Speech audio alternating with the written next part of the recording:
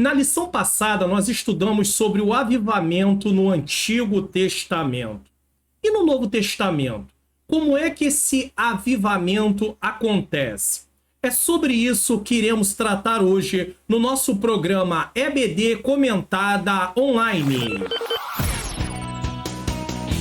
A Palavra de Deus tem o potencial de mudar a vida de uma pessoa, de uma família e de uma nação. Vai começar agora mais uma aula de Escola Bíblica Dominical com o pastor Mário Luna.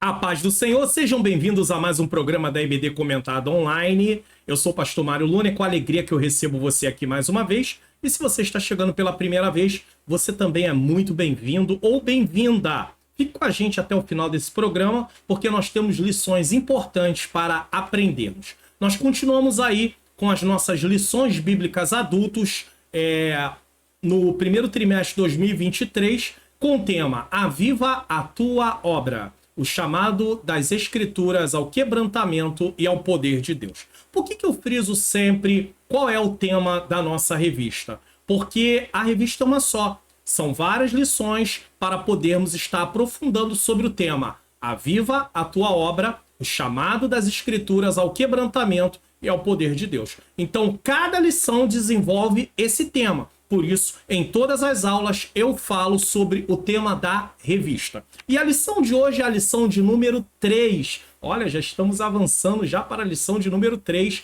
que será ministrada no dia 15 de janeiro de 2023, já que aqui no canal as lições são gravadas com antecedência, com o tema O Avivamento no Novo Testamento.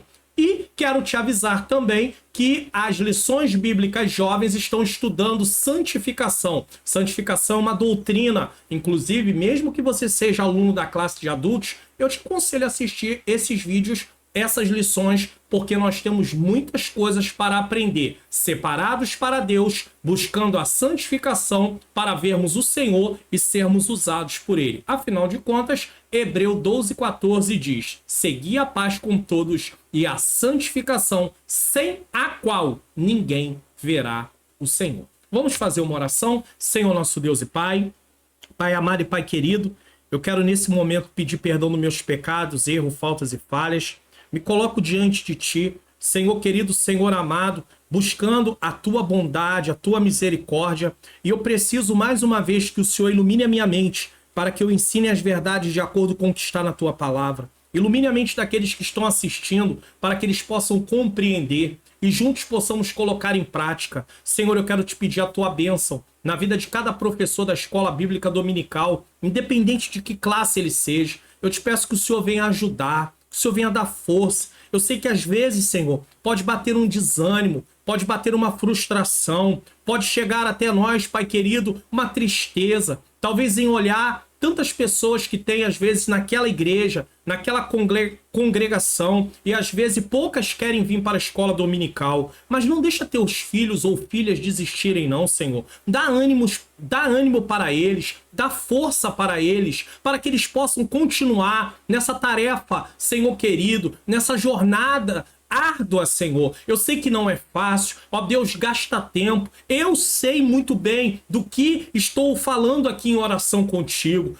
Ajuda, Senhor, a cada professor, renova suas forças, traz um avivamento, Senhor, para com eles e através deles para aquela classe, para aquela igreja, Senhor. Eu te peço a tua bênção, abençoa os inscritos, abençoa os membros do canal, toma suas famílias, toma suas necessidades. Se alguém precisa de cura, Senhor, tu tem poder de curar. Se alguém precisa de libertação, tu tem poder de libertar. Se alguém precisa de salvação, transformação, também na área financeira, se alguém está com algum problema, precisando de recursos, Senhor, tu pode enviar, tu pode abrir portas de emprego. Senhor, eu creio, Senhor, no teu poder. Nos dá uma aula, mais uma vez, abençoada, em nome de Jesus. Bom, vamos dar prosseguimento aqui. O nosso texto áureo da lição de hoje está em João 4,10. Jesus respondeu e disse: se tu conheceras o dom de Deus, e quem é que te diz, dai-me de beber, tu lhe pedirias, e ele te daria água viva. Como eu disse, Evangelho de João 4, 10. Verdade prática: a palavra de Deus revela raízes de um verdadeiro avivamento espiritual que prepassa, ou seja, vai adiante a história. Não está limitado apenas ao Antigo Testamento, no Novo Testamento, no tempo depois, logo no início da igreja e até os nossos dias. Nós temos aí sabendo que o avivamento, Deus faz com que o avivamento aconteça através da sua palavra.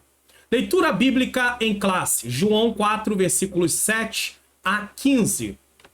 E eu estou falando sobre isso no programa Entendes Tu que Lês? O avivamento no Novo Testamento. Eu te aconselho a assistir este vídeo depois de assistir esta aula. É claro que você pode, antes de assistir às aulas, procurar aí o Entendes Tu que Lês daquela lição e assistir logo. Mas já que você já está aqui, acabe de assistir a lição e depois assista esse vídeo. Bom, quais são os objetivos da lição? Apresentar o avivamento nos evangelhos. Saber como se deu o avivamento no livro de Atos dos Apóstolos. E conhecer o avivamento nas epístolas e no Apocalipse. Então, na verdade, o comentarista está fazendo um panorama, dando exemplos de avivamento em cada parte do Novo Testamento. É claro que a palavra avivamento não aparece, mas os acontecimentos nos levam a ver um avivamento ali naquele momento. Palavra-chave, Novo Testamento, que é avivamento no Novo Testamento. Plano de aula. Você, professor, preste atenção nisso. Professor ou professora, nesta terceira lição veremos um panorama geral a respeito do avivamento no Novo Testamento. Percorreremos os evangelhos, o livro de Atos dos Apóstolos e as epístolas, concluindo no livro de Apocalipse. Sabemos que são nos ensinos de Jesus que encontramos a mais poderosa mensagem de Deus para a humanidade, capaz de transformar o mais vil pecador e acender a chama divina do Espírito Santo. Por que isso? Porque o ser humano sem Cristo está morto espiritualmente. Uma vez que ele tem um encontro com Cristo, ele recebe vida, certo? Então é uma chama que é acesa. Os apóstolos, comissionados pelo Senhor e revestidos de poder, levaram essa mensagem poderosa às nações, pois todo avivamento tem como resultado a conversão de pecadores. Se diz que tem avivamento e vidas não estão aceitando Jesus, não pode ser um avivamento. Eu falei numa primeira lição e coloquei como exemplo o avivamento no país de Gales. Mais de 100 mil pessoas, logo no início, aceitaram Jesus como seu único e suficiente Salvador. Basta ver os textos de Atos dos Apóstolos, onde em um só dia 3 mil pessoas foram convertidas. Atos 2:41.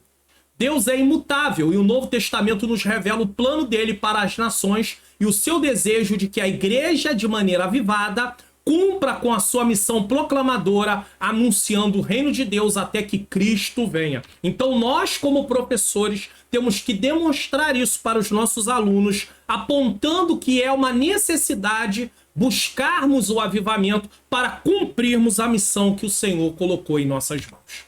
Introdução. Se você está chegando pela primeira vez, o texto em vermelho, azul ou marrom é um comentário. Se for um texto em preto, aí eu estou lendo justamente igualzinho está na revista. Houve muitos avivamentos no Antigo Testamento ou na Antiga Aliança. Todos eles, porém, tiveram, por assim dizer, um tempo de validade, ou seja, duraram um momento. Uns duraram mais, outros menos. Na lição anterior, vimos um panorama dos momentos em que o Senhor Deus visitou o seu povo de forma extraordinária. E uma coisa interessante, mesmo que a duração do avivamento ali tenha um tempo de duração, as pessoas podem continuar vivendo à luz daquele avivamento. Agora, não podemos perder isso, nosso foco. Sempre em resposta ao clamor do povo, tendo à frente um líder espiritual, um profeta ou um rei, como foi no caso de Davi, Asa, Josafá, Josias e outros. Então, no Antigo Testamento, sempre o Senhor manifestava um avivamento por meio do clamor do povo. E aqui eu abro um parêntese para fazer uma observação. Nosso país está passando por um momento muito difícil. E no nosso país temos nós, Igreja do Senhor. Segundo Crônicas, capítulo 7, versículo 14, diz que se o meu povo que se chama pelo meu nome se humilhar, orar, buscar a minha face, que é uma súplica, inclusive acompanhada também de jejum, pode ser, e se converter dos seus maus caminhos, olha o resultado. Então eu ouvirei do céu, perdoarei os seus pecados e sararei a sua terra. Então, se nós queremos ver uma mudança, nós precisamos seguir esses passos. Se humilhar, orar, buscar e se converter dos seus maus caminhos. Dos nossos maus caminhos. Ah, pastor, mas a igreja está muito bem. É mesmo? Será? Então nós precisamos ter essa consciência. Porque usamos esse texto, mas praticamos ele de verdade? Estamos nos humilhando de verdade diante de Deus? Falando com Deus?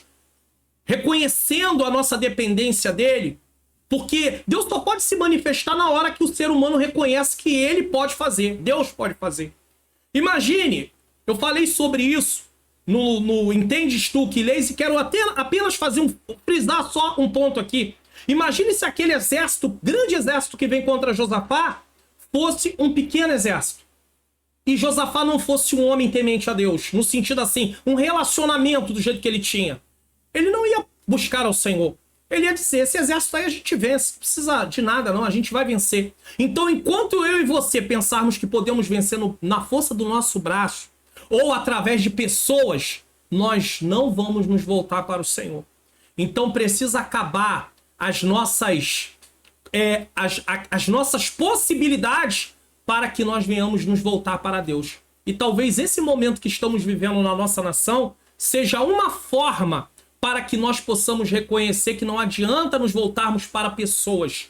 Primeiro temos que nos voltar para Deus, para que só através da ação dele, usando pessoas, o cenário possa mudar. Então eu e você como professores temos que conscientizar os nossos alunos sobre o que eu acabei de falar aqui. Certo?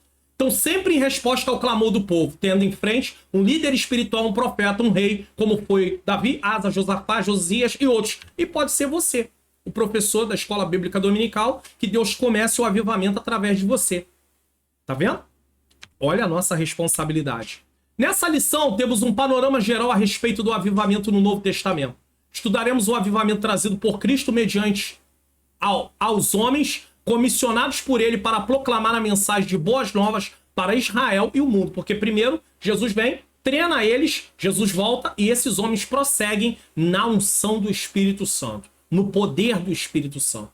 Desse modo, nosso Senhor trouxe a mais poderosa mensagem que os homens ouviram, a mensagem do reino de Deus. É chegado entre vós o reino de Deus. Imagine, se essa fosse uma mensagem humana, ela já tinha sido esquecida há muito tempo.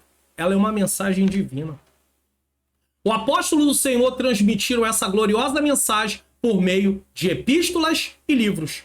Então nós vemos a mensagem que Jesus deu a eles, treinou eles, e nós vemos os acontecimentos. Tanto na parte ali dos evangelhos, onde Jesus está dando treinamento, depois vem através de Atos, e aí eles colocam em prática isso. Atos é eles colocando em prática o que Jesus havia ensinado. E aí tem as epístolas, que são as igrejas que são fundadas durante o momento de Atos dos Apóstolos, tá? E tem o livro de Apocalipse também. Tópico 1, o avivamento nos evangelhos. O avivamento no Novo Testamento começa com Jesus e tem continuidade através de homens e mulheres na unção do Espírito Santo. A sua mensagem ultrapassa os tempos e a história e é projetada para todos os séculos. A mensagem do evangelho não tem tempo de validade. Jesus que salvou há 2000 anos atrás, logo lá, quando ele estava em carne, tá? Humanamente falando, né? Encarnado, é a mesma mensagem que salva hoje ou salvará daqui a anos, caso o Senhor Jesus não venha buscar a sua igreja. Não tem tempo de validade. A mensagem de Cristo não foi para um período determinado, em resposta a uma situação particular de um povo. A sua mensagem é a revelação de Deus para toda a humanidade. E aqui tem uma observação interessante.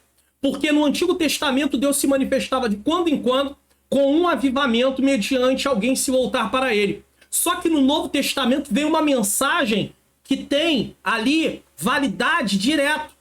Então, a igreja pode viver um avivamento e continuar vivendo sobre esse avivamento, sobre o poder de Deus nesse avivamento na vida dela. é só ela estar inclinada para Deus. Porque o que é o avivamento entre as definições que nós já demos? Avivamento é uma renovação espiritual. Uma vez que eu esteja renovado espiritual, eu posso continuar dentro dessa renovação. Porque o evangelho me dá condição, a vida cristã me dá condição de viver assim. Basta eu cultivar um relacionamento com Deus. Então, o Mário Luna, que passou a orar, que passou a se humilhar, que passou a buscar, que passou a se converter dos seus maus caminhos, que passou a estar com um relacionamento mais estreito com Deus, ele pode prosseguir dessa forma. Então ele vai viver uma vida avivada.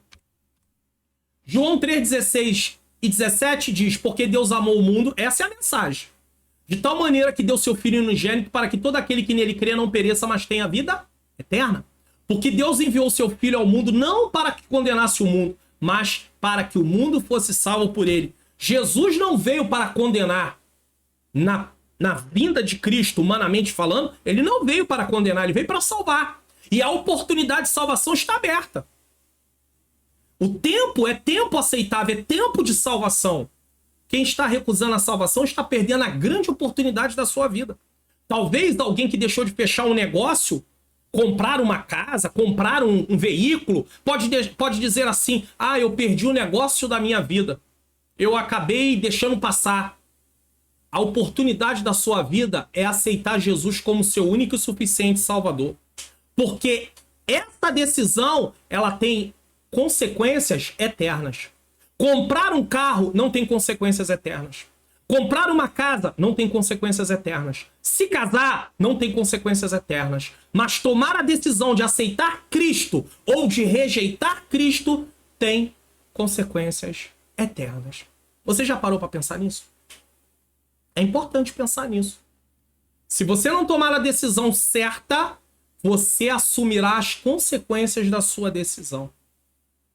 Então, aproveitando esse momento, se você está me assistindo, e se você ainda não aceitou Jesus, ou se você está distanciado, se você está afastado da igreja, tem pessoas afastadas que assistem aqui o canal. Eu falo para você, é tempo de voltar. Jesus te ama e ele nunca te decepcionou. Levanta suas mãos. Ou aceite a Jesus, ou renove a sua aliança com ele, caso você esteja afastado. Procure a igreja evangélica mais próxima da sua casa, ou você que participava de uma igreja e quer voltar lá, e siga em frente. E se você aceitou Jesus e nunca tinha aceitado Jesus, pergunte ao pastor da igreja o que você deve fazer. E com certeza ele te dará as orientações. Jesus quer salvar a sua vida. O Novo Testamento é a revelação última de Deus para o mundo. Você prestou atenção no que acabou de ser feito aqui agora? Foi feito um apelo. Isso aqui também tem a ver com evangelização. Ensinar as pessoas é um tipo de discipulado também. Então, evangelizar não está restrito apenas a entregar folhetos na rua. Existe um grupo que está nesse trabalho, mas existem outras áreas que também têm a ver com a evangelização. Quem está numa classe de discipulado dando aula, ele trabalha no evangelismo de integração. Quem é um professor de escola dominical na igreja, trabalha dentro da parte da edificação. Tudo isso tem a ver com discipulado. Então não pense que evangelização só está restrita a entregar um folheto na rua, ou ir aos presídios, ou ir aos hospitais. Não, é muito mais abrangente do que isso. E Deus prepara pessoas para cada área. E isso é importante dizer aqui. Então vamos lá, o Novo Testamento é a revelação última de Deus para o mundo. Abordamos primeiramente o avivamento em João, nessa lição aqui. Pois sua mensagem é a mais objetiva da parte de Cristo para uma missão gloriosa entre os homens. Então João, geralmente quando nós vamos falar com algumas pessoas a nível, eles perguntam, por onde eu começo lendo? Às vezes a gente fala, comece pelo Evangelho de João. Depois siga lendo as epístolas de João. Depois vá para Mateus. Porque João tem uma melhor, uma compreensão assim, mais fácil, mais simples. Mas há casos que as pessoas precisam de qualquer maneira de alguém que possa lhe ensinar. Como o eunuco. Felipe pergunta, entendes tu que lês? E ele fala, como vou poder entender se não tem quem me ensine? Então Felipe vai ensinar o que diz o texto que ele está lendo. Todo cristão tem condição, através da iluminação do Espírito Santo, de entender a palavra. Mas, num grau de maior profundidade, às vezes aquela pessoa precisa que alguém ensine. E é aí que entra os professores. Você é um professor. Então valorize o trabalho que você faz. É um trabalho que tem uma recompensa no Senhor. Desiste não. Não para não. Quantos professores durante o ano de 2022 foram no comentário e disse: pastor, eu ia desistir, mas não desistiu. Tem gente que falou que, com testemunho da irmã professora e superintendente agora, Liliane, do Amazonas, Manaus, Igreja Assembleia de Deus Maranata, lá em Manaus, ela, deficiente visual total, ela ouve as aulas, prepara, transforma as aulas para poder dar as aulas, dar lições para os seus alunos. E não é só professora, é superintendente.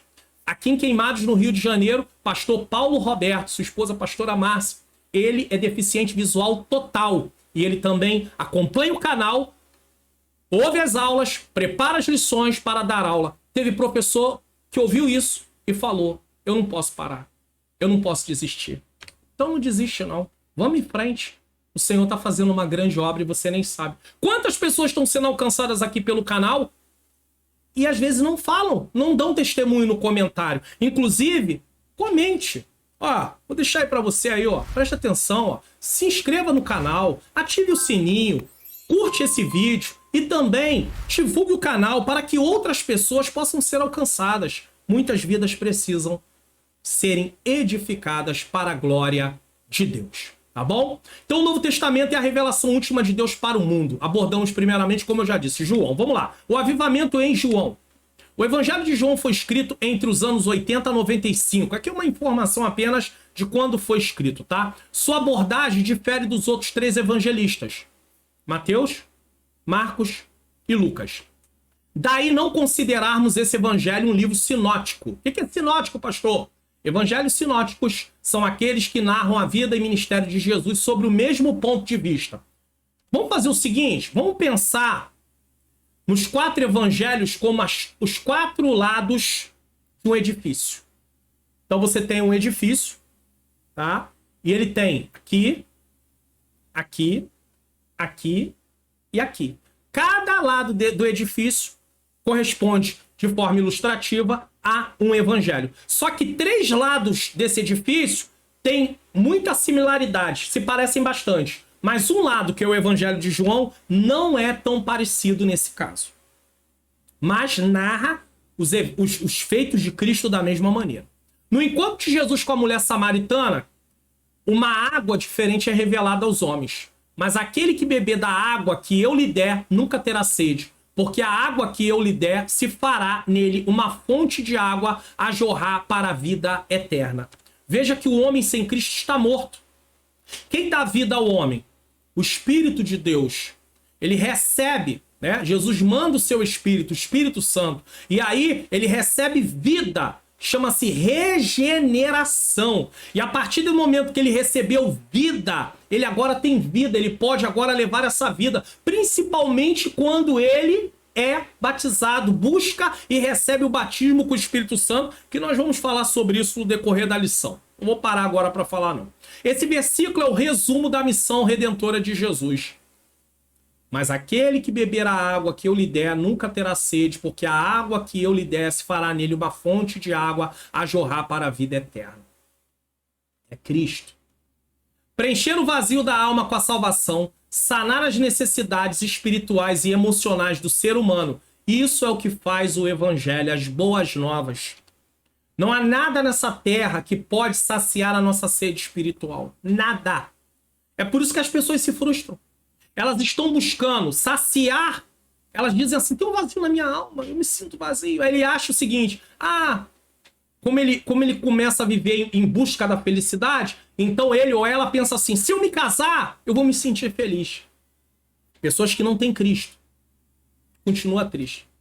Aquele momento passa, a euforia passa. Se eu comprar uma casa, eu vou me sentir feliz. Compra a casa, passa o momento da euforia, aquela alegria, volta de novo a ficar triste. Então, o que está faltando na verdade?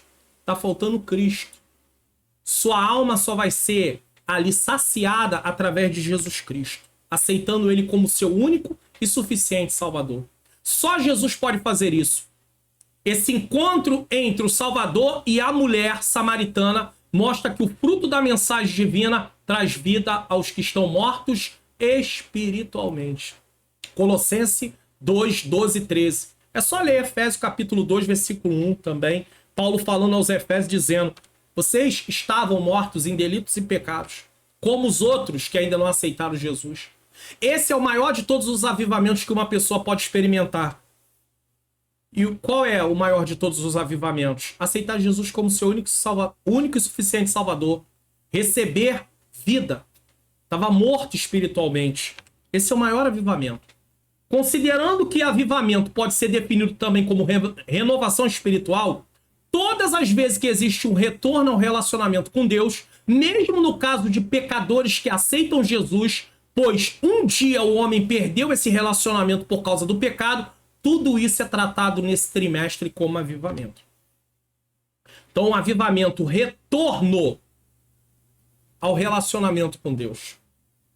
Nós precisamos, e esse retorno vem por meio do ensino da palavra, onde as pessoas precisam compreender o que está sendo ensinado para que elas possam ser, ali através do Espírito Santo, serem convencidas de seus erros e voltem às boas práticas, às boas obras. Devemos lembrar que na história da mulher samaritana, muitos da cidade aceitaram Jesus por causa do que começou por ela. Quem diria? Um avivamento aconteceu entre um povo que tinha inimizades com os judeus, através de um judeu que também é o Filho de Deus. Jesus quebrou, jogou por terra barreiras, foi jogando por terra barreiras. Eu falo sobre isso aqui no Entendes Tu Que Lês. Assista o vídeo. Eu vou falar das barreiras que Jesus joga por terra ao falar com a mulher samaritana, ao evangelizar a mulher samaritana. 2. O avivamento em Mateus. O Evangelho de Mateus foi escrito cerca de 60 anos depois de Cristo. É considerado o Evangelho do Reino, ou Evangelho do Rei. As expressões reino dos céus, reino ou reino de Deus aparecem mais de 30 vezes no texto. É claro que talvez você diga assim: pastor, mas o que isso aí tem, essas informações que acabaram de ser dadas, tem a ver com avivamento? É porque é apenas para você ter uma compreensão de como se formou o Evangelho de Mateus, tá? Só para você entender. O propósito primário de Mateus é revelar aos judeus e depois ao mundo que Jesus é o Messias prometido do Antigo Testamento por meio dos profetas. Tanto é que o Evangelho de Mateus tem muitos termos que os judeus tinham muita familiaridade. Ou seja, os judeus tinham muito... Era muito comum para eles. Então Mateus usa termos que têm a ver com o dia a dia dos judeus. Isso aqui é importante entender. Por isso que ele faz isso. Porque foi escrito mais para os judeus, claro, mas também para todos que um dia tivessem acesso a essa palavra. Assim, Mateus revela o real avivamento que o mundo poderia vivenciar. O Messias prometido entre nós, Deus conosco. Mateus 4, 13 a 17. O grande mistério dessa revelação foi que Jesus não veio ao mundo com pompas, nem com poder de um rei, à frente de um poderoso exército humano, porque era assim que eles esperavam o Messias. Eles esperavam o Messias político, o homem que viesse libertar eles do poder de Roma. O que seria Roma comparado com o pecado? Com a escravidão do pecado? Nada. Roma não era nada, porque estava se falando de algo temporal. A questão do pecado tem a ver com eternidade. Se o problema do pecado não for resolvido, uma pessoa não resolver esse problema através de Cristo, ela tem consequências eternas por causa disso. O salário do pecado é a morte. Salário é um pagamento. Ou seja, é uma recompensa, é algo dado. Então o salário, o pago de viver uma vida no pecado é morte. Ou seja, a pessoa vive na prática do pecado, realizando todos os seus desejos, e o final é morte. E a morte que está nesse texto de Romanos 6,23 não é morte física. É morte, separação eterna. É a morte eterna. Tanto é que diz assim, ó. O salário do pecado é a morte. Mas, então é um contraste, tá? A palavra mais aqui é uma palavra de contraste. Mas o dom gratuito de Deus é vida eterna. Então, se no final fala de vida eterna, é claro que a morte que está aqui é morte eterna. É separação eterna de Deus. Então, entenda. Ele veio como filho do homem, nascido pobre, num berço humilde, como um servo humilde e sofredor. Os judeus jamais entenderam essa condição e a maior parte do mundo nunca absorveu. Os judeus não queriam Jesus. Por quê? Esse é o nosso Messias? Esse é o nosso Messias, realmente? Vê que vão escarnecer dele. Eis aí o vosso rei. Ou seja, que rei é esse? Ungido é esse? Humilhado? Mas é o servo sofredor. A gente já vai falar sobre isso já já. Quem diria que o homem sem aparência e formosura era aquele que veio trazer vida e renovação espiritual para o seu povo? Jesus, sendo quem ele era, mesmo sem aparência, sem formosura, ele liberta o homem da escravidão do pecado, aquele que vai até ele. Veja bem, todo ser humano, quando nasce culpado diante do tribunal de Deus. Todo ser humano. Antes de chegar à idade da razão, e a gente não vai tratar disso aqui, uns acreditam que é aos 8, outros acreditam que é aos 10, outros acreditam que é aos 12 anos. Eu não vou entrar nisso aqui. Mas antes de chegar nessa idade da razão, seja ela qual for dentro desse parâmetro que eu coloquei aqui, o ser humano se partir, a criança se partir, ela não é condenada por causa da graça. Deus usa da sua graça por causa que essa criança não tem como confessar pecados ainda. Mas a partir do momento que ela chega à idade da razão, ela precisa confessar Jesus como Senhor e Salvador da sua vida. Por quê? Porque senão ela continua culpada, a pessoa continua culpada diante do tribunal de Deus. Então nós nascemos culpados diante do tribunal de Deus por causa da natureza pecaminosa que herdamos de Adão. Somos culpados. Cristo nos liberta da culpa do pecado, justificação, algo que tem a ver com o passado, porque essa condenação vem de lá de trás. Cristo nos liberta, nos livra do poder do pecado, presente. O pecado não tem mais domínio sobre nós quando aceitamos Jesus. Nós somos tentados, a nossa natureza pecaminosa ainda está aqui, mas ela não está mais no comando de nossa vida. Nós temos como dizer não ao pecado. Tá? E Cristo nos livrará, futuro, da presença do pecado. Isso chama-se glorificação. Livrar do poder do pecado é santificação. É o que estamos estudando no primeiro trimestre de 2023, lições bíblicas jovens, e eu te aconselho a assistir. Porque santificação é algo muito importante. E por fim, glorificação. Livres da presença do pecado. Por isso nós não paramos de pecar. Não é que não podemos, não paramos de pecar. Mas pecado não como prática. Mas todo ser humano, mesmo em Cristo, vai pecar. Mas não pode viver na prática do pecado. Pastor, qual a diferença entre pecar e prática? Pecar, vou usar um exemplo. A pessoa mentiu, pediu perdão a Deus, abandona. Agora a pessoa mente hoje, pede perdão, amanhã de novo, depois. Isso é prática. E se ela vive na prática, ela está presa. E a fé dela vai até ela abrir mão da fé.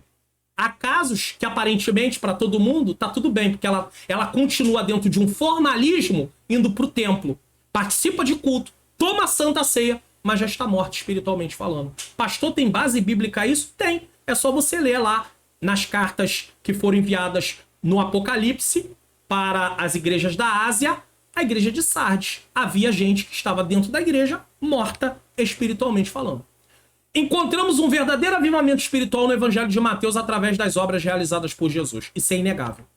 Mateus 4, 13 a 17 diz: E deixando Nazaré, foi habitar em Cafarnaum, cidade marítima, nos confins de Zebulon e Naftali, para que se cumprisse o que foi dito pelo profeta Isaías, que diz: A terra de Zebulon e a terra de Naftali, junto ao caminho do mar, além do Jordão, a Galiléia das nações.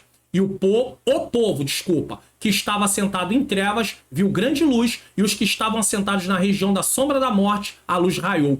Desde então, começou Jesus, naquele lugar, a pregar e a dizer: arrependei-vos, porque é chegado o reino dos céus. Essa era a mensagem de Jesus, essa foi a mensagem de João Batista, essa foi a mensagem dos discípulos. E qual é a nossa mensagem hoje? Tem gente que fala tanta coisa quando tem uma oportunidade, quando está pregando, menos de Jesus, salvação. Não fala nada de Jesus. Eu já vi várias mensagens que se fala de Paulo, fala o Antigo Testamento principalmente, fala de Davi, fala de Moisés, de Josué, fala de Raabe, fala de Noemi, fala de Ruth, fala de Esther, mas a mensagem não fala de Jesus. Tudo tem que convergir para Cristo. Então nós podemos falar daquele personagem sim, mostrar que ele conseguiu fazer o que fez por causa de Deus estar na vida daquela pessoa, do relacionamento que ele tinha com Deus. Então foi Deus trabalhando através de Davi, através de Esther, através de Ruth, através de Moisés, através de Josué. Não é a história deles, é a história de Deus trabalhando através deles. Mas nós temos que convergir isso na aplicação para Cristo. Se nós não convergirmos isso para Cristo, fica sem sentido. Vamos falar do Davi que derrotou gigantes. Maravilhoso! Mas quem é o nosso campeão de gigantes? Jesus! Jesus venceu a morte, o diabo, o inferno. Jesus é o campeão de gigantes. Gigantes que jamais nós poderíamos vencer. Golias, para eles, era um gigante intransponível. Mas para nós, espiritualmente falando, a morte, o inferno, o pecado e o diabo são 4 gigantes invencíveis, humanamente falando. Jesus venceu todos eles.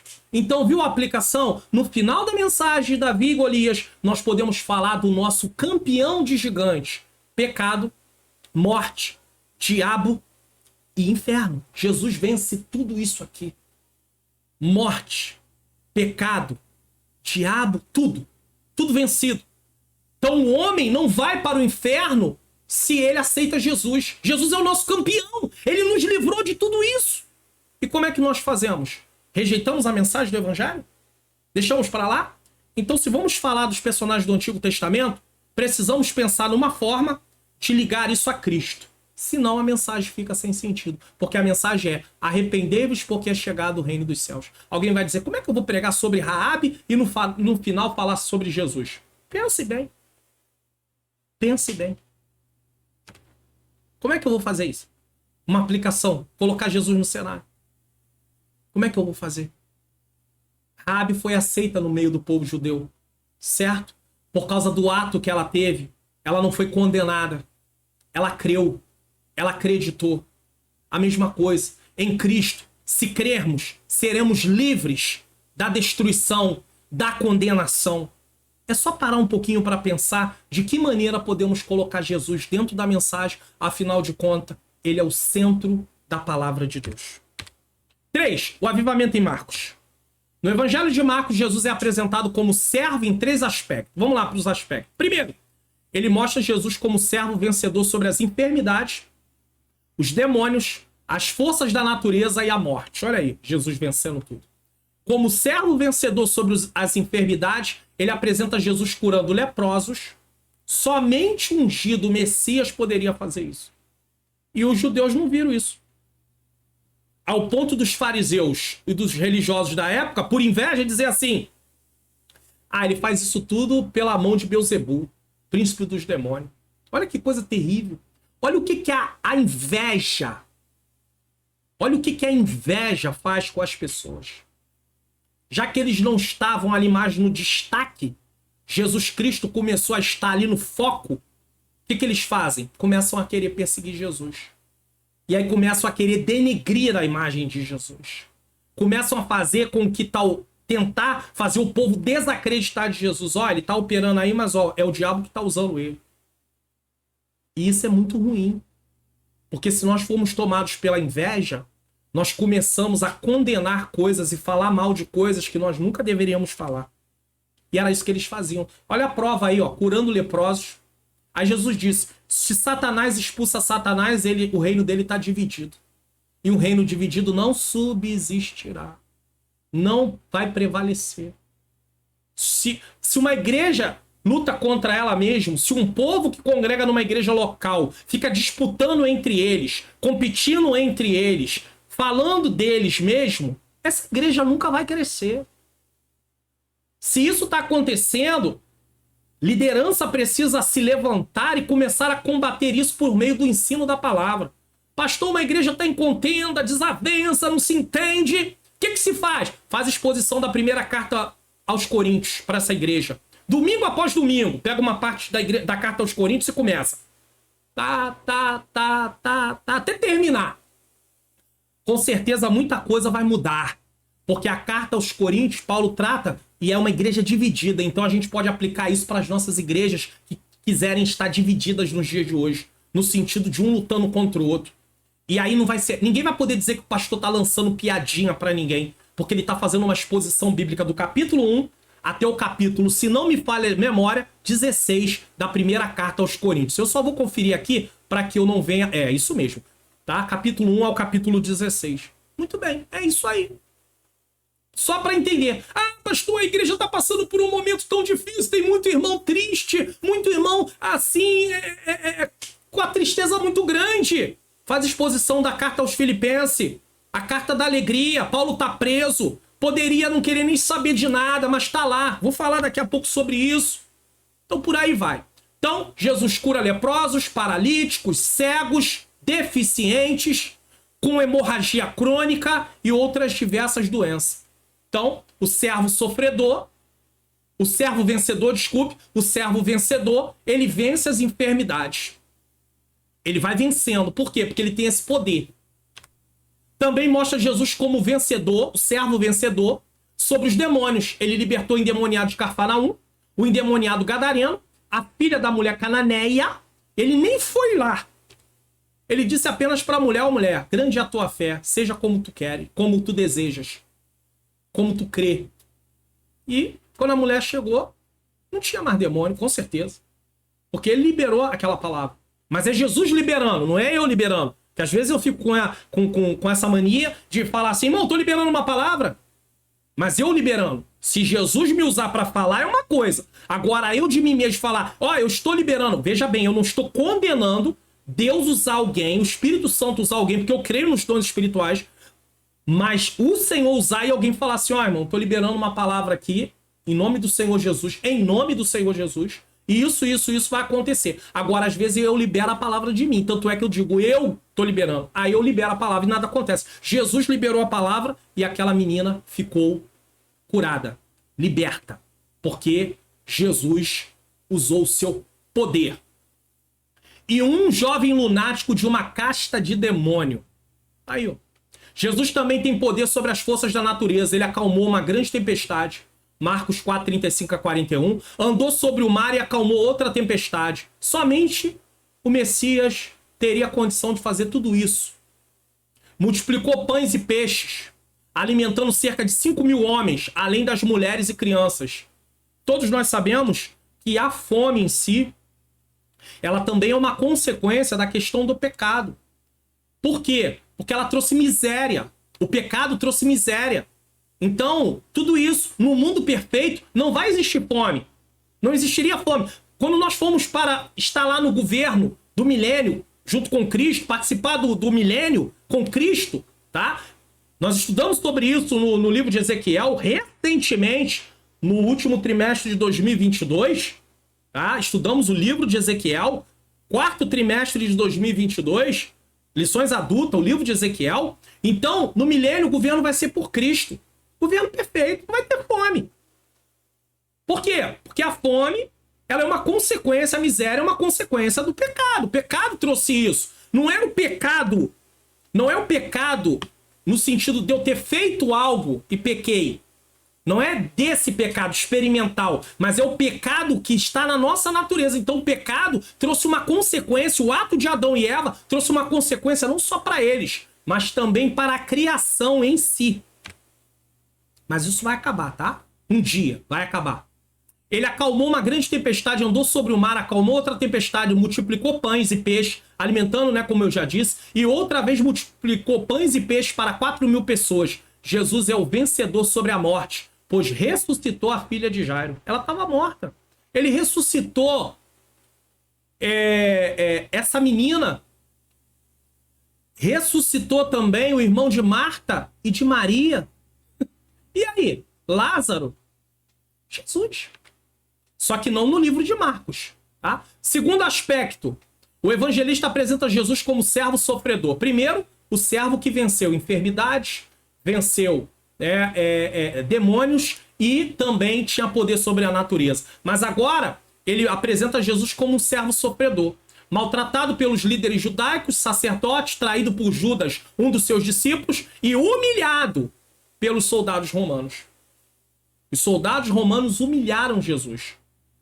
Os gentios, nesse caso. Veja aí. Depois de só ter feito bem, operando milagres, sinais e maravilhas entre o povo, Jesus despertou a inveja e a maldade dos homens, principalmente dos líderes judaicos e dos sacerdotes. E não é o que acontece hoje. Deixa eu falar isso aqui.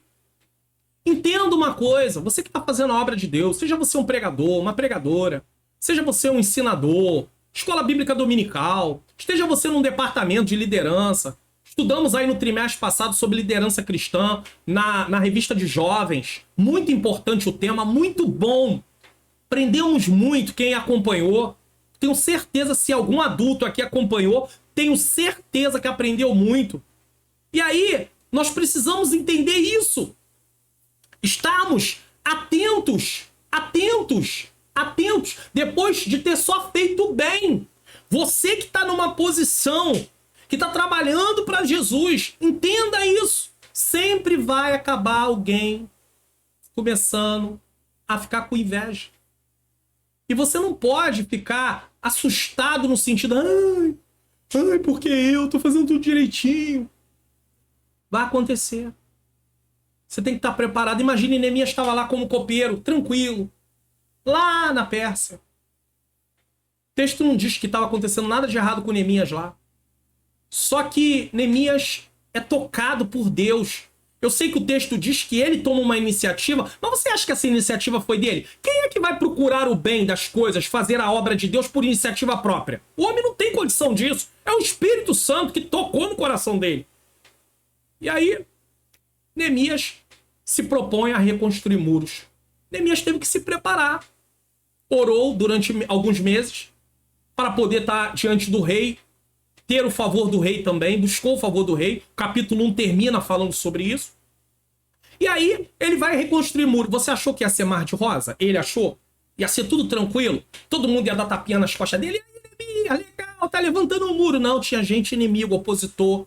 Neemias passou por calúnia, oposição, inveja, fofoca. Teve gente que se levantou para pelejar contra. Tiveram que fazer o trabalho armado. Com uma mão trabalhava, com outra tinha uma espada. Tudo isso Neemias teve que passar. E ele desistiu? Não, porque ele sabia que ia vivenciar tudo isso. O Espírito Santo colocou no seu coração. Se você tem relacionamento com Deus, se você busca o Senhor para realizar as coisas do Senhor, saiba que você vai ser preparado, porque vai vir retaliações. Despertou inveja. E aí o que Jesus faz? Corre. Terceiro, Marcos apresenta Jesus como servo triunfante. A mensagem do anjo, as mulheres que foram ao seu túmulo afirma: já ressuscitou, não está aqui. Assim nosso Senhor foi morto, mas ressuscitou triunfante ao terceiro dia, vencendo a morte, o pecado, o mundo e o maligno. É isso. Olha aí, nosso vencedor de gigantes. Jesus vence a morte, o pecado, o mundo e o maligno. Eu vou até trocar, eu disse no meio do caminho, inferno, gente, aqui é mundo. Mundo. Jesus vence o mundo. Por quê? Agora o inferno também não tinha condição nenhuma contra Cristo, não. Porque Cristo não tinha pecado. Se a gente for colocar, a gente vai botar 5 coisas aqui. Mas eu fico satisfeito aqui com essas 4. Jesus vence a morte, o pecado, o mundo e o diabo. Aí. Ele é o nosso vencedor de gigante. Quer aplicar? É só aplicar quando você for pregar sobre Davi e Golias. Agora, se você falar só de Davi não dá salvação para ninguém. Davi não salva ninguém. Quem salva é Jesus. A intenção é pregar e mostrar quem resolve o problema total. É Cristo. 4. O avivamento em Lucas. O evangelho de Lucas, o médico amado, é considerado o evangelho do Filho do Homem. Lucas 19:10. Pelos estudiosos, nenhum outro evangelista retrata tão bem a humanidade de Jesus. Os outros evangelhos mostram a humanidade, mas Lucas trabalha muito em cima disso. Enquanto Marcos começa a sua narrativa com os milagres de Jesus e João inicia abordando a divindade dele, Lucas tem o interesse e o cuidado de buscar informações e detalhes de aspectos bem humanos de Jesus. O evangelho de Lucas foi escrito depois de uma grande pesquisa. Ele pesquisou muito para poder escrever. Então, você vê, tem gente que condena, né? Ah, estudar vai deixar a pessoa carnal, frio. Lucas teve que estudar, pesquisar, para poder falar sobre o que ele disse no seu evangelho. Inspirado pelo Senhor, é claro. Mas ele teve que pesquisar, teve a parte da pesquisa. Então, não me venha com essa história. Tem gente aí que diz que não precisa estudar não, o Espírito Santo dá na hora. Por que não deu para Lucas? Ele escreveu inspirado. Por que o Espírito Santo não deu para ele? Mas ele diz que fez uma pesquisa minuciosa. Tanto do Evangelho como de Atos. Estava lá escrevendo. Mas ele escreve Atos, mas ele pesquisa minuciosamente para escrever o seu Evangelho. Tá bom? Isso aqui é importante. Lucas registra o nascimento singular do Salvador, bem como a mensagem dos anjos aos pastores. Um novo tempo que chegava para Israel e o mundo. Era o avivamento enviado dos céus. Por quê? Porque Jesus traria algo novo. E traria uma renovação espiritual. O Evangelho de Lucas mostra Jesus como o grande Salvador Todo-Poderoso. Ele revela aos seus seguidores que haveria de pregar o Evangelho, mas que haveria de sofrer e morrer para ser o grande vencedor. Então, primeiro ele sofre, primeiro ele padece, no final está a vitória. Que história é essa que a gente está esperando vitória no início? Não tem vitória no início, a vitória é sempre no final. E aqui nós estamos falando da vitória final. Está com Cristo para sempre, vida eterna. Tem dor aqui? Tem luta aqui? Tem dificuldade aqui? Tem momentos de alegria também? Tem essa oscilação. Mas com certeza haverá uma estabilização, uma estabilidade total, permanente, quando estivermos com Cristo para sempre. Certamente a mensagem de Jesus proferida na casa de Zaqueu, o publicano, pode resumir a sua grande missão ao fazer o homem, a fazer-se homem e habitar entre os homens. Porque o Filho do Homem veio buscar e salvar o que se havia perdido. Enquanto o Filho do Homem para Ezequiel tinha a ver com a sua humanidade e a sua fragilidade no sentido de dependência, para Cristo tem a ver com a sua humanidade. Mas não a nível de dependência de Deus, porque ele era, é e continuará sendo o Filho de Deus. A mensagem de Cristo é a mensagem do maior e mais poderoso avivamento que haveria de chegar para a humanidade. Não é a teoria.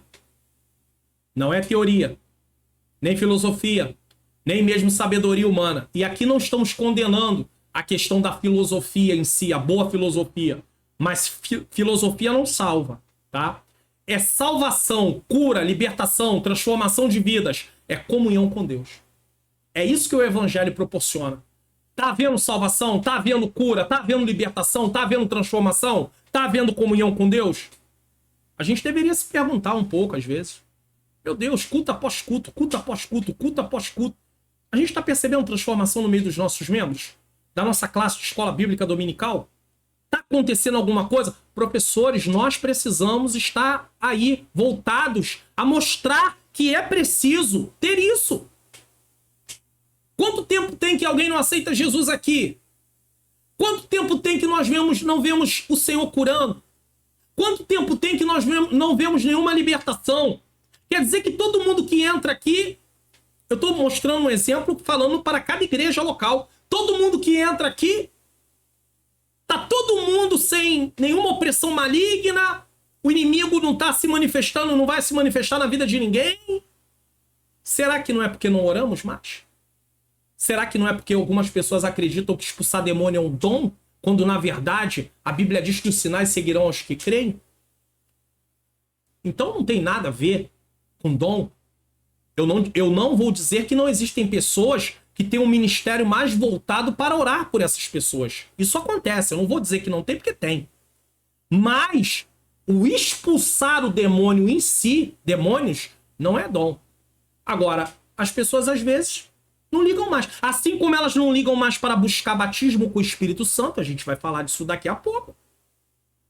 Elas também não ligam para orar para Jesus libertar pessoas. E às vezes tem pessoas oprimidas pelo inimigo. E ele está escondido ali na vida daquela pessoa. Não é igual o gadareno que todo mundo sabia. Que ele arrebentava tudo. Se cortava. mas está lá, camuflado na vida da pessoa. E como não se ora, não se preocupa, não se tem esse propósito, muitas vezes há medo. Não, mexe não, porque eu não sei o que pode acontecer. Como assim? Ué, medo dos demônios? Não, o diabo vem trazer retaliação, pastor, aqui para casa. E sangue de Jesus tem poder. Faz até o sinal da cruz. Irmãos, falta avivamento. Se o avivamento chegar, vai ter salvação, vai ter cura, vai ter libertação, vai ter transformação de vidas, vai ter comunhão com Deus. É o maior avivamento da história. Infelizmente, a maioria das pessoas não tem esse entendimento. Por isso, devemos experimentar o avivamento para podermos proclamar com mais ousadia o evangelho que transforma vidas. Entendeu? Sinopse do tópico 1. O Novo Testamento mostra o avivamento que é a mensagem. O Novo Testamento mostra o avivamento que a mensagem de Jesus pode revelar ao mundo. Mateus, Marcos, Lucas e João. Então, guarde isso, porque é importante. Se você deseja baixar o PDF deste vídeo ou de qualquer outro vídeo, preste atenção gratuitamente. Ou, se você quiser, você pode ser membro do canal, mas aí é uma decisão sua e vai estar contribuindo com o meu Ministério de Ensino. Mas você não é obrigado a fazer isso, não. Você tem gratuitamente nesse caso. O vídeo vai mostrar para você o passo a passo, inclusive. Preste atenção. Baixe os PDFs gratuitamente aqui do canal. Vá na descrição do vídeo, clique em mais, depois em mais novamente. Desça até o final da descrição. Clique no link, faça download. Desça a página do meu site até embaixo. E com certeza você vai encontrar aí os dois botões. Clique nos botões e faça download dos arquivos. É muito fácil, viu? Ou, se você preferir, participe do Clube de Membros do canal do Pastor Mário Luna. Seja membro e baixe tudo em um único lugar. PDF dos resumos da EBD, PDFs dos slides da EBD e slides em PowerPoint da EBD. Clique no link na descrição do vídeo e assine como mostra aí o vídeo. Seja membro, semeie no meu Ministério de Ensino e ganhe todos esses benefícios. Então, fica a seu critério, tá bom? Vamos lá. Tópico 2. O avivamento nos Atos dos Apóstolos. A mensagem do livro de Atos transcende a história da igreja primitiva. Vai além. Ela mostra que o evangelho ultrapassou as fronteiras de Israel, chegando aos gentios de maneira impactante e avivada. Que o Jesus mandou fazer isso. A igreja precisava cumprir a ordenança de Jesus e por isso buscou o revestimento de poder, e vemos no livro de Atos um avivamento que vai se espalhando. Atos 1:8, olha o que diz. Mas recebereis a virtude do Espírito Santo, que há de vir sobre vós, e ser-me-eis testemunha tanto em Jerusalém, como na Judéia, Samaria e até os confins da terra. O avivamento na igreja primitiva. No primeiro capítulo de Atos, o evangelista registra as palavras de Jesus quando nosso Senhor disse aos apóstolos em sua despedida: vós sereis batizados com o Espírito Santo não muitos dias depois destes dias. Não muito depois desses dias. Atos 1:5.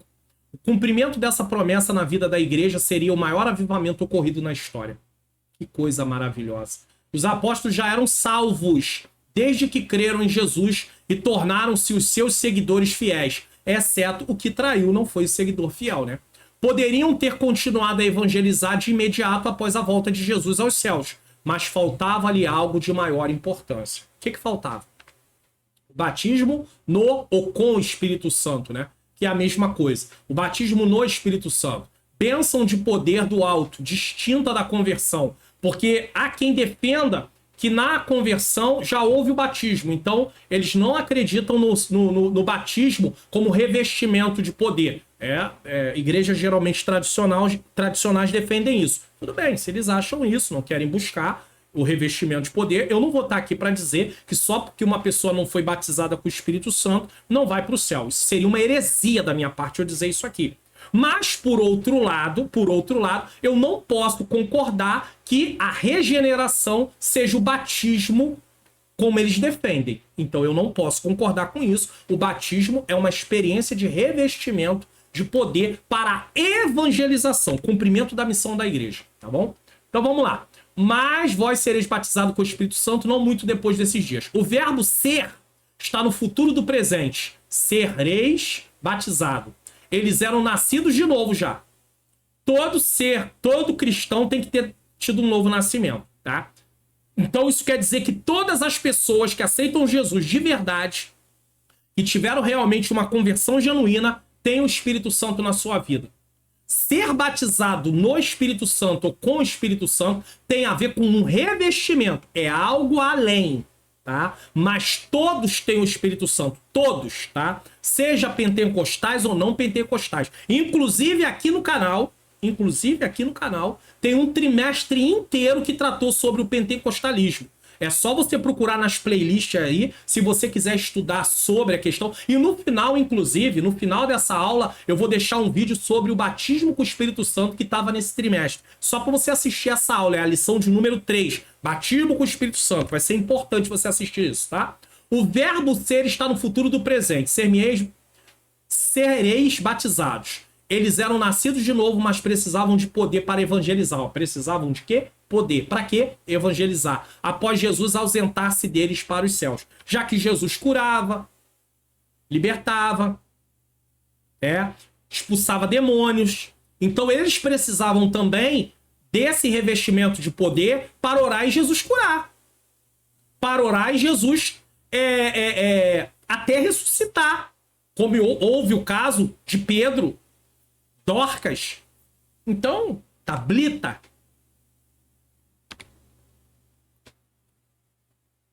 É Tabita, né? Tá bom, vamos lá. Infelizmente em nossos dias, muitos cristãos perderam o propósito do porquê foram batizados com o Espírito Santo. Isso é uma realidade, pastor Mário Luna? É. Muita gente não tem mais a ideia porque tem o batismo. Só acha o seguinte, não, tem batismo com o Espírito Santo porque eu posso falar em línguas, eu sou edificado. Só isso. Batismo com o Espírito Santo não é para isso. Só. É muito além, ó. Presta atenção aqui, ó.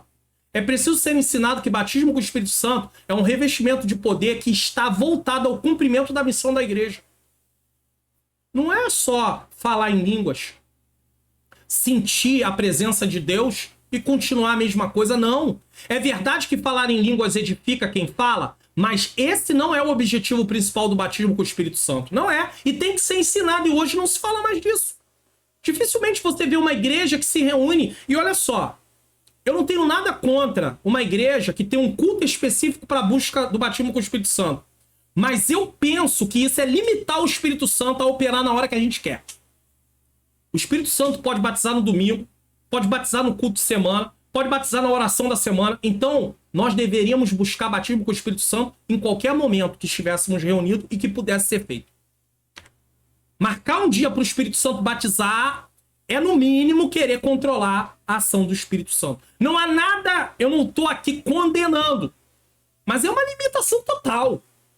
Total. Aí o Espírito Santo pode falar, não, hoje eu não vou batizar, não é isso que eu quero fazer, eu quero fazer diferente. É diferente. Então, de repente, culto de oração, culto de consagração, círculo de oração, poderia se voltar para um propósito desse, para Jesus batizar com o Espírito Santo também. Tá? Os professores estão dando aula, eles podem falar aí sobre isso. Você que está dando aula, você pode falar sobre isso, tá? Tá dentro do contexto aqui, não tá saindo, não. É verdade que falar em línguas, como eu disse, né? Muitos de nós pentecostais, de forma errada, acusam os não pentecostais de serem frios. Tá? Nós pentecostais, alguns, acusam os não pentecostais de serem frios. Eu abomino isso. Alguns deles também fazem outros tipos de acusações contra nós que também não está correto.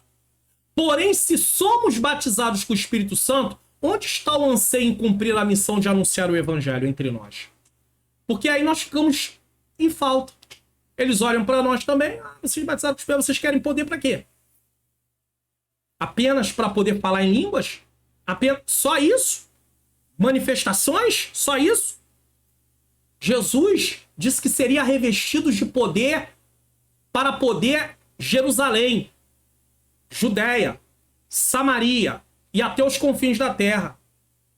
Um professor que é batizado com o Espírito Santo, ele tem ali um desejo de falar dessa palavra, ensinar essa palavra. Ah, pastor, mas tem professores que não são batizados com o Espírito Santo. Eles vão continuar buscando. Só que esse revestimento traz esse anseio de ensinar, de realmente ter fidelidade. A pessoa que não é batizada, ela também pode ter uma vontade. Só que você vai entender algo aqui importante. Olha só. Precisamos priorizar o que Jesus priorizou e nos mandou fazer o mesmo. O que ele priorizou? A evangelização. Arrependei-vos porque é chegado entre vós o reino dos céus. Mateus 28, 19 e 20, olha a ordem de Jesus. Portanto, ide, ensinai todas as nações, batizando em nome do Pai, do Filho e do Espírito Santo. Ou seja, preguem para ela, se haja conversão, elas aprendam a palavra e agora vai batizar nas águas. Ensinando-as a guardar todas as coisas que eu vos tenho dado. Se é guardar todas as coisas, ensinando, continua a ensino. É o que nós fazemos agora na Escola Bíblica Dominical também, tá? Ensinando-os a guardar todas as coisas que eu vos tenho mandado. E eis que estou convosco todos os dias até a consumação dos séculos. Amém. Como é que Jesus está conosco? Através do seu Espírito. 2. A descida do Espírito Santo. Vamos lá. O batismo no Espírito Santo, registrado em Atos 2, é o cumprimento da promessa de Deus feita há 835 anos, aproximadamente, no livro de Joel. Esse evento trouxe um avivamento espiritual no nascimento da igreja.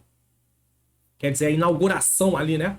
Antes da chegada do Espírito Santo, nosso Senhor reuniu os discípulos e deu-lhes a grande comissão. Marcos 16, 15 a 18. Dias depois, receberam o cumprimento da gloriosa promessa quando foram cheios do Espírito Santo. Atos 2, 1 a 3. Eu já expliquei aqui no canal que quando Lucas fala de cheios do Espírito Santo no livro de Atos, ele está falando de batismo no Espírito Santo. Só que Paulo, nas suas cartas, quando fala de cheio do Espírito Santo, como por exemplo, Efésios 5,18, ele está falando de vida em santificação. São coisas diferentes, são atuações do Espírito, do mesmo Espírito, mas são coisas diferentes. Vida de santificação é fruto do Espírito sendo desenvolvido. Ser cheio do Espírito Santo, para batismo com o Espírito Santo, é revestimento de poder para realizar a obra. São coisas feitas pelo mesmo Espírito, mas são coisas distintas, que alguns acabam misturando. Às vezes até comentaristas de revista de escola dominical. E eu falo isso porque tem trimestre que um vem e explica isso, aí no outro trimestre às vezes vem um e acaba não deixando isso muito claro. Parece que ele pensa que ser cheio do Espírito Santo, como Paulo fala lá, enchei-vos do Espírito Santo, de Efésios 5, 18, tá falando de batismo com o Espírito Santo. Não está falando. Não está falando. E quem fala é os próprios comentaristas aí da CPAD também, tá bom? Eu falo porque eu venho estudando as revistas todas, então eu sei o que eu estou falando, tá? Dias depois, tá? Para executar a grande comissão, para pregar o evangelho é preciso receber avivamento que vem do alto. É claro que a intenção aqui, preste atenção, ó, tá dito aqui, ó. Para pregar o evangelho é preciso receber avivamento que vem do alto. Isso quer dizer que quem não tem batismo com o Espírito Santo não pode pregar? Olha o que eu digo. É claro que a intenção aqui não é afirmar que aqueles que não são batizados com o Espírito Santo não podem cumprir o ID de Jesus. É claro que não é isso. Podem cumprir. Entendemos que eles podem e devem. Porém, para uma obra... E outra coisa, que eu preciso abrir um parênteses aqui. Presta atenção nisso aqui que eu vou falar. Entenda uma coisa. E os sinais seguirão os que creem. Tá? A grande comissão dada ali em Marcos também. Não necessariamente uma pessoa precisa ser batizada com o Espírito Santo para expulsar um demônio. Ela pode, se ela é um cristão, fiel ao Senhor, obediente a Deus, Deus pode usar ela para expulsar o demônio independente de ser batizada com o Espírito Santo. Isso não tem nada, não é uma condição para poder expulsar um demônio ter que ser batizado com o Espírito Santo. Pastor, me prova na Bíblia isso. Não, eu não aceito. De repente. Engraçado, né? Jesus mandou os discípulos numa missão e eles voltam dizendo que os demônios se submetiam a eles. Eles eram batizados com o Espírito Santo? Não. Tá respondido. Vamos continuar a aula. Entendemos que eles podem e devem, porém, para uma obra real... Então, nós entendemos que as pessoas, mesmo não sendo batizadas com o Espírito Santo, podem e devem evangelizar sim, fazer o ID, fazer a obra do Senhor, ensinar, se for o caso, tá aí numa classe dando aula de discipulado, tem uma vida íntegra, está constatado, foi autorizado pelo pastor, não tem nenhum problema. Então entendemos que eles podem, ou então até nas classes da escola dominical, tá? Tem igrejas que podem permitir, outras, não, só se for batizado com o Espírito Santo. Bom, é um critério, eu não vou aqui entrar em discussão quanto a isso, mas se a igreja permite, vá e faça. Entendemos que eles podem e devem cumprir o IT. Porém, para uma obra realizada com todo o potencial que Deus disponibilizou, precisamos buscar o batismo com o Espírito Santo. O que quer dizer isso, pastor Mário Luna? Deus disponibilizou algo a mais. Por que não vamos buscar? Vamos buscar, certo? Lembrando que quem batiza é Jesus. Nossa parte é entender o porquê do batismo com o Espírito Santo. Buscar e aguardar ele batizar. Então, entendemos que é um revestimento de poder para cumprir a missão. Não é só para sentir, falar em língua, só... Não. É muito mais do que isso. Cumprir a missão, tá bom? E buscar. E quem batiza é quem? É ele. Não devemos jamais julgar os que não são batizados, mas incentivá-los a buscar o batismo com o Espírito Santo. Quando o Espírito Santo desceu, estavam todos reunidos em unidade, buscando juntos. Quem sabe esse não seja um dos motivos de faltar em alguns lugares pessoas sendo batizadas com o Espírito Santo. Ao invés de criticarmos, vamos clamar com elas para Jesus batizar. Antigamente era muito comum. Se reunia para orar, daqui a pouco tinha gente clamando para Jesus batizar com o Espírito Santo quem não era batizado. E hoje? Hoje se critica. E aí, não é batizado com o Espírito Santo? Ó. Não tem vida com Deus. Se tivesse vida com Deus, se tivesse realmente obediência, Jesus já tinha batizado. Irmão, não fala isso não, por favor. Não diz isso não critica não. Você não tem conhecimento do que acontece. Eu gosto de usar, sabe o quê? Para ilustrar essa história de Jó. Os amigos de Jó eram amigos. Eu acredito nisso. Eram amigos. Mas eles não tinham entendimento do que eles estavam defendendo. Eles queriam defender a Deus de uma forma errada. Porque eles defendiam a Deus acusando Jó, massacrando Jó. Mas quando nós olhamos a história por cima, por fora, sem estar incluído, nós vemos o que está acontecendo. Mas eles que estão ali dentro da história, do cenário, eles não sabiam o que estava acontecendo. Então, eles julgaram precipitadamente Jó. E no final Deus fala, vocês não falaram que era reto diante de mim para o meu servo Jó. E Jó teve que orar por eles. Lembra disso? Lembra? É a mesma coisa. Às vezes a pessoa não é batizada com o Espírito Santo, nós queremos dizer por que ela não foi. Com autorização de quem? Deus mostrou alguma coisa? E aí a gente julga. Então não vamos julgar não. Vamos passar, aproveitar o momento que estamos juntos e vamos orar para Jesus batizar ela com o Espírito Santo. É verdade. Reuniões de oração, ó, faz o seguinte, ó. Ao invés de criticarmos, vamos clamar com elas para Jesus batizar. Que haja esse incentivo, que você que é professor comece a falar isso na sua classe. Quem sabe isso vai se alastrando por toda a igreja e daqui a pouco a igreja passa a ter mais momentos para buscar o batismo com o Espírito Santo. Olha que coisa maravilhosa. A descida do Espírito Santo foi apenas o começo do grande avivamento pentecostal. Dali em diante, os apóstolos, cheios do poder de Deus, pregaram o evangelho de Cristo em Jerusalém. Dali, levaram a mensagem de salvação a todos os lugares onde puderam chegar. Então, a descida do Espírito Santo foi apenas o começo. Eu creio que estudando esse trimestre sobre avivamento, durante essa aula aqui no canal, alguém em casa possa ser impactado e Jesus batizar ele com o Espírito Santo durante o momento que está assistindo a aula. Eu creio. E se isso acontecer, não deixa de testemunhar aí no canal, não. No comentário, não. Faz isso, tá bom? Não para minha glória, para a glória de Deus, porque Jesus batiza com o Espírito Santo. Foram usados para curar enfermos, né? O que eles estavam ali, né? Levar a mensagem de salvação a todos os lugares onde puderam chegar. Foram usados para curar enfermos e libertar os oprimidos do maligno. Não é o que Jesus fazia? Pedro e João, através da ação do Espírito, curaram um coxo. Desde o ventre da sua mãe, coxo de nascença. Foi grande o alvoroço. Os líderes religiosos foram tomados de inveja, assim como aconteceu com Jesus, e os apóstolos foram presos. No dia seguinte, já libertos, falaram com mais ousadia. Só através desse revestimento podemos atuar da mesma forma. Uma pessoa que não está revestida do poder, se passar por isso, vai desistir. Larga para lá. Não quero mais. Sinopse do tópico 2. O livro de Atos dos Apóstolos nos mostra as condições para um avivamento verdadeiro. Bom, que tal uma arte digital aí para o evento da sua igreja? Já iniciamos o ano, você já está em projeto para começar as festividades, ou de repente para o seu negócio próprio. Ouça bem aí, veja bem, quem sabe você quer contratar uma. Que tal uma arte digital? Manhãs Artes Digitais. Criação de artes para congressos, festividades, cultos, chás, eventos em geral, profissionais liberais, empresas e muito mais. Peça já a sua hoje mesmo pelo WhatsApp DDD 21 971764015. Manhãs Artes Digitais. Então não deixe de pedir a sua caso você queira, porque pessoas já pediram e ficaram satisfeitas. Vamos lá, tópico 3 para encerrar, o avivamento nas epístolas e no Apocalipse.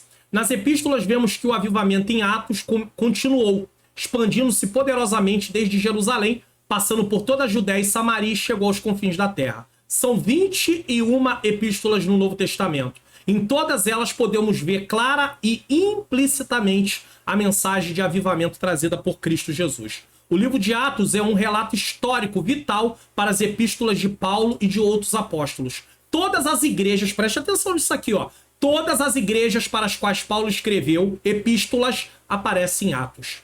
A partir desse livro, tomamos conhecimento das circunstâncias nas quais essas igrejas em particular foram fundadas, o tipo de oposição que elas enfrentaram e sua resposta inicial ao evangelho. Isso torna a leitura dessas epístolas mais fácil e mais rica.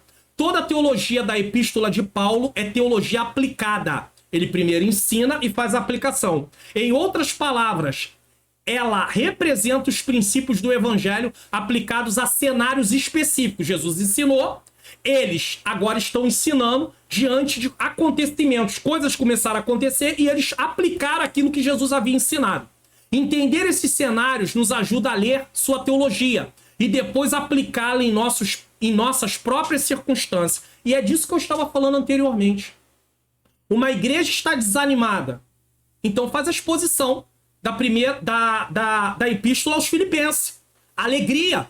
Paulo está preso e está falando. Alegrai-vos. Outra vez vos digo, alegrai-vos. Uma igreja está em atrito, contenda, conflito, faz a exposição da primeira carta aos Coríntios.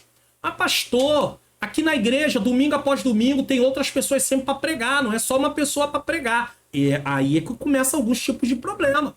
Porque hoje algum traz uma mensagem, outro traz outra mensagem em outro lugar totalmente diferente e vai trazendo, mas a palavra de Deus ela é rica, ela fala, tá, mas às vezes precisa de um ensino progressivo.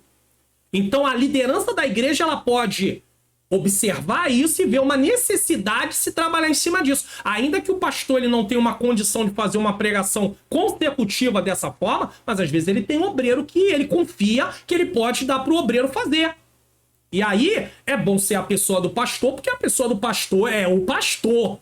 É diferente. Então você tá vendo o que eles faziam? Eles pegavam os problemas que haviam nas igrejas naquela localidade e aplicava aquilo que Jesus tinha ensinado para eles, para resolver o problema. A mesma coisa nós temos que fazer hoje. Detectamos problemas na igreja, às vezes a solução vem por meio de uma pregação contínua em determinada carta, em determinado livro. É uma necessidade. Caso contrário, o que vai acontecer? Por exemplo, a igreja está sem expectativa de vida eterna. Ah, muita coisa. Jesus não deve voltar. 1 Tessalonicense. De repente entrando em 2 Tessalonicense também. Então por aí vai. Nas epístolas paulinas. Após a sua dramática conversão, o apóstolo Paulo passou por uma radical transformação de vida. Quem transformou? Ele, o Senhor. De perseguidor, Deus o transformou em pregador e apóstolo e doutor dos gentios. Doutor aqui é mestre, tá? Eles não tinham nenhum problema em considerar alguém mestre. Não no sentido de se exaltar, mas sim daquele que se ensinava. Não por acaso, ele escreveu 13 cartas entre as igrejas e pessoas. Em suas epístolas destinadas às igrejas, podem destacar temas como a justificação pela fé em Romanos, a salvação em 1 e 2 Coríntios, a fala de salvação, mas também fala dos problemas de divisão Então é uma carta muito boa, 1 Coríntios, para isso. A transformação do corpo por ocasião da volta de Jesus, 1 e 2 Tessalonicenses. Aí, esperança, a volta de Jesus. O advento da alegria dos salvos em Filipenses. Todavia, e especialmente vale destacar o apelo do apóstolo aos Efésios, mas enchei-vos do Espírito. Aqui vai falar, Paulo está falando de santificação. Mas nós temos que entender que também podemos pensar no enchei-vos do Espírito, né? De Lucas. Sejam cheios do Espírito, né? Foram cheios do Espírito. Batismo com o Espírito Santo. Revestimento para fazer a obra. E revestimento para fazer a obra acompanhado de uma vida de santificação. Porque como é que eu consigo evangelizar pessoas da minha redondeza, pessoas da minha convivência, se não tenho uma vida de santificação? Ser cheio do Espírito a nível de santificação. O pessoal vai olhar e falar, Jesus, eu não quero. Para ser crente igual a você, cristão igual a você, eu continuo no mundo, eu sou melhor do que você. Imagina, que coisa terrível, né? Esse apelo continua a ecoar atualmente. Podemos destacar sobre o que chamamos as cartas da prisão o seguinte: foram escritas quando Paulo esteve preso em meados do primeiro século da era cristã. Qual cartas são essas? Efésios, Filipenses, Colossenses e Filemão. São as cartas da prisão, nós chamamos. Todas por volta de 62 depois de Cristo, mais ou menos, tá? Cronologia bíblica não é certa. Você vai ler em outros lugares, talvez datas diferentes. Não obstante a situação em que se encontrava Paulo, privado da sua liberdade, ele não se deixou abater. Do cárcere, o apóstolo mostrou a sua fé e fortaleza em Cristo e expressa inspiração e alegria, avivamento. Somente uma vida avivada conseguiria isso através da ação do Espírito. Vitória e gratidão por sofrer por amor a ele. Paulo se sente grato por sofrer por amor a Jesus. Os apóstolos também no livro de Atos, eles ficam felizes porque apanharam por causa da causa de Jesus Cristo. Em Filipenses, Paulo demonstra a sua profunda alegria, mesmo na prisão sendo chamada a Epístola da Alegria ou Epístola do Sorriso. Regozijai-vos sempre no Senhor. Outra vez vos digo regozijai-vos. Em outra versão diz alegrai-vos sempre do Senhor. Outra vez vos digo alegrai-vos. Somente através de viver uma vida sob os efeitos de um avivamento é possível passar por tudo que Paulo passou e continuar perseverando em sua fé. Ele encerra a sua jornada com uma comovente despedida de um homem que dedicou a sua vida após a conversão para o Evangelho. Primeiro ele fala em Gálatas 2:20 o seguinte: já estou crucificado com Cristo e vivo, não mais eu, mas Cristo vive em mim, e a vida que agora vivo na carne, vivo na fé do Filho de Deus, a qual me amou e se entregou a si mesmo por mim. Ele vive exclusivamente para Jesus. E no final da sua jornada, olha o que ele diz em 2 Timóteo 4:7-8. Combati o bom combate, acabei a carreira e guardei a fé. Ele não abandona a fé, ele não abre mão da fé. Quem abre mão da fé está abrindo mão da sua salvação.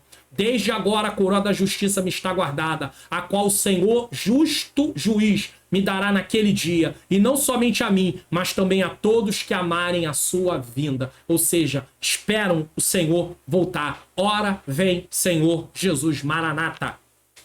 Nas epístolas gerais ou universais, tem alguma coisa sobre avivamento? As epístolas universais apresentam 8 documentos, aparentemente sem perspectiva avivalista. Elas revelam princípios que dão suporte à verdadeira vida cristã. Essas epístolas revelam a supremacia de Cristo em todas as esferas da vida. O valor da fé, da salvação, acompanhadas de boas obras, o valor da santificação e do amor a Deus derramado nos corações dos salvos. Esses princípios apontam para uma vida cristã o quê? Avivada. Porque teve uma restauração, né? E a partir desse momento é preciso viver uma vida avivada. Isso quer dizer que uma vida voltada a viver de acordo com os princípios bíblicos. Tá? O que é uma vida avivada? Viver de acordo com os princípios bíblicos. Cumprindo esses ensinamentos, viveremos cumprindo o propósito de Deus para nós. E por fim, no livro do Apocalipse. O último livro da Bíblia, tem aí a data, traz revelações singulares a respeito dos fins dos tempos. A revelação do Cristo glorificado, a revelação de coisas passadas, a revelação de coisas em relação à igreja e em relação às nações. O arrebatamento da igreja, o tribunal de Cristo, a entrega dos galardões, as bodas do Cordeiro. Nós estamos familiarizados com algumas coisas aqui por causa que estudamos no quarto trimestre sobre o livro de Ezequiel, que tratou algumas coisas. Não igualzinho está aqui, mas falou de alguma coisa escatológica. Tá?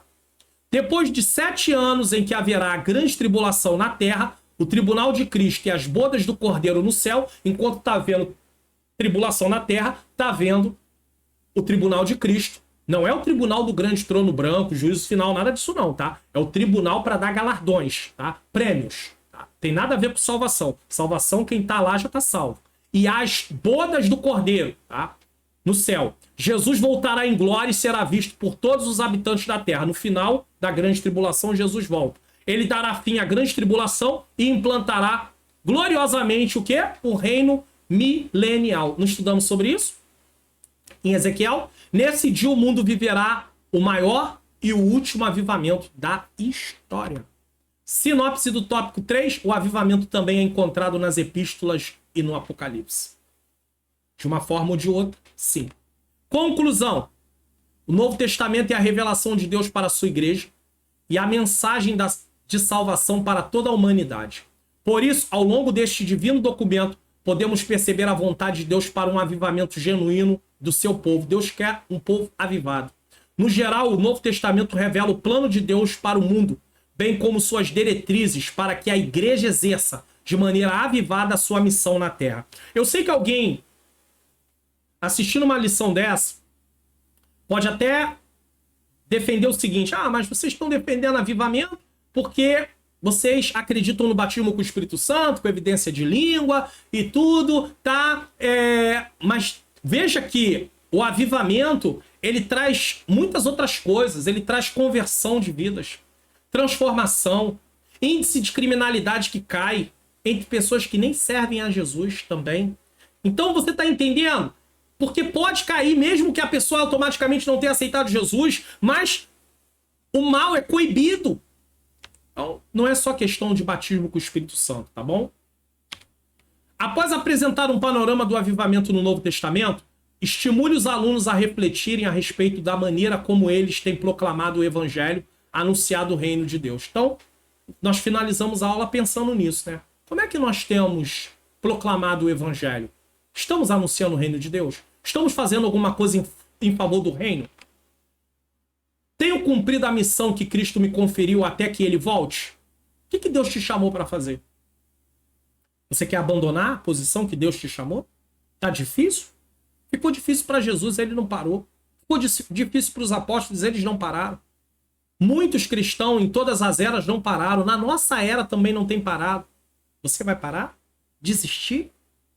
Estou disposto ou disposta a reconhecer as necessidades de um avivamento? Desejo isso. Então precisa ser colocado isso no final da lição para que cada aluno reflita sobre isso. Nós professores temos uma grande missão durante esse trimestre: falar do avivamento, da necessidade e tentar passar para os alunos para que eles possam ter desejo de buscar um avivamento. Vamos espiar o que iremos estudar na próxima lição? Lição de número 4, 22 de janeiro de 2023, o Ministério Avivado de Jesus. E não se esqueça, assista o Entendes Tu o que lês, o avivamento no Novo Testamento, e nós vamos estar falando aqui sobre a mulher samaritana.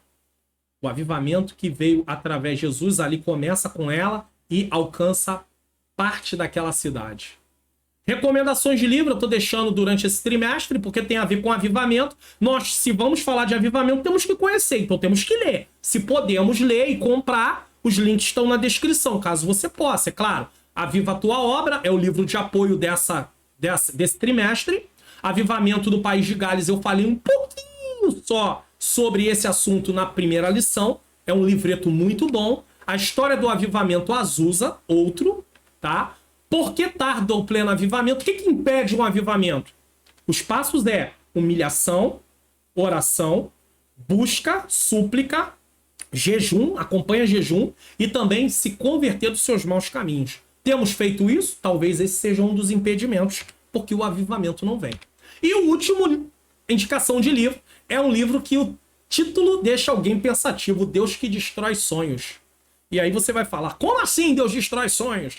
Se os seus sonhos, os seus projetos não estão enquadrados dentro da vontade de Deus, Deus não vai realizar. E se Deus não realizar, às vezes nós nos comportamos como uma criança que o nosso sorvete caiu e ficamos ali com aquela cara com aquela face, com aquele semblante, ou então somos tomados por o ímpeto de ser mimados e dizer para Deus, tem que fazer, tem que fazer, tem que fazer. E Deus diz, não vou fazer. Vou fazer aquilo que eu quero. Então, é hora de nos alinharmos à vontade de Deus. Porque Deus é Deus. Vamos orar? Quero agradecer a você que ficou até o final. Quero lembrar você aí, ó. Dá um like, se inscreva, assine, ative o sininho das notificações e não deixe de divulgar o canal. Você que ficou até o final, que o Senhor possa continuar te ajudando. Vamos orar. Senhor Deus e Pai, Pai amado e Pai querido, eu quero te agradecer por mais uma aula da EBD Comentado Online. Senhor, não tem sido fácil essa jornada. Senhor querido, mas Tu tem dado graça. E eu quero te louvar. Senhor querido, eu sei que Tu és grande. Que o Senhor possa trazer um avivamento sobre a minha vida também. Sobre a vida de cada um. Senhor, traz um avivamento sobre a igreja brasileira. Oh, Deus querido, tenha misericórdia de nós. Olha o cenário da nossa nação, Senhor. Olha a situação que a nossa nação está vivenciando. Mas Tu pode trazer um avivamento na nossa, Pai querido, na nossa nação, no nosso povo, na nossa igreja. Que vidas venham ser, Pai querido, libertas. Que haja, Senhor querido, conversão. Que haja transformação. Que haja mudança de vidas, Senhor. Oh, meu Deus, que haja mentalidades mudadas. Pai querido, Pai amado, Tu podes fazer. Eu entrego essa causa nas Tuas mãos. Que estudarmos isso possa, Senhor, trazer sobre nós um desejo de buscar mais ao Senhor. É o que eu te peço e já te agradeço em nome de Jesus. Você, professor, pregador, pregadora, professora, não desista. Mas tenha compromisso em ensinar a palavra de Deus, porque o avivamento vem por meio da palavra, exposição da palavra de Deus. Que o Senhor abençoe a sua vida, abençoe a sua família. Estou deixando indicação de vídeos logo na tela posterior, a tela que vem a seguir. Não deixe de assistir e até o próximo programa EBD Comentada Online, se assim o Senhor nos permitir.